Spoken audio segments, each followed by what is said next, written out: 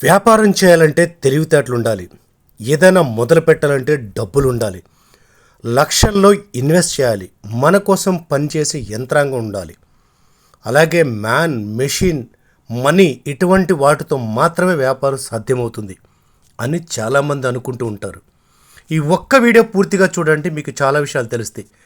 ఎటువంటి డబ్బులు లేకుండా, మీ కింద పనిచేసే వాళ్ళు పెద్ద స్టాఫ్ లేకుండా, మ్యాన్, మిషన్, మనీ ఇటువంటి వాటితో సంబంధం లేకుండా ఒకే ఒక స్కిల్ తోటి, అలాగే ప్రజల్లో ఉన్న ఒక నమ్మకాన్ని వాడుకొని ప్రపంచవ్యాప్తంగా 1,24,000 కోట్లు సంవత్సరానికి.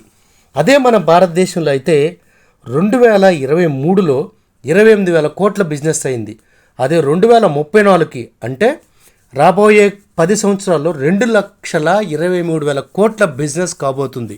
ఎందుకు ఏంటి ఆ బిజినెస్ అనుకుంటున్నారా? జ్యోతిష్యం, జాతకాలు చూడటం, మనిషి ఫ్యూచర్ గురించి చెప్పడం. అవును, మనకి సైన్స్ ఎంత పెరుగుతుందో సైన్స్తో పాటు మనిషిలో నమ్మకాలు కూడా అలాగే పెరుగుతున్నాయి. ఎవరి నమ్మకం వారిది, దీనిలో తప్పుపట్టడానికి లేదు.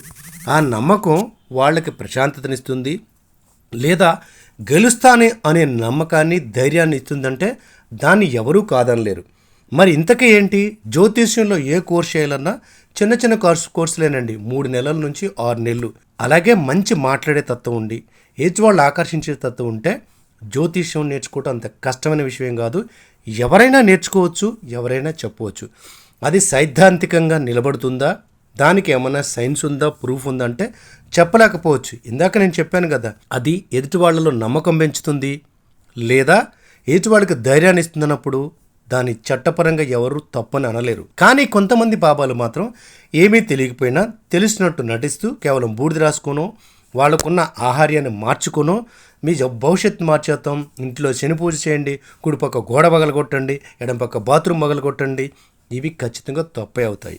అంటే అక్కడ ధనాపేక్ష తప్పితే జనాలకు ఏదో చేయాలని కానీ ఉపయోగపడాలని లేదు. ఏది ఏమైనప్పటికీ ఇందాక నేను చెప్పినట్టు ఎవరి నమ్మకం వారిది. డబ్బులు సంపాదించడానికి ఉన్న మార్గాల్లో చాలా తక్కువ ఖర్చుతో వచ్చేది మీకు తెలుసా?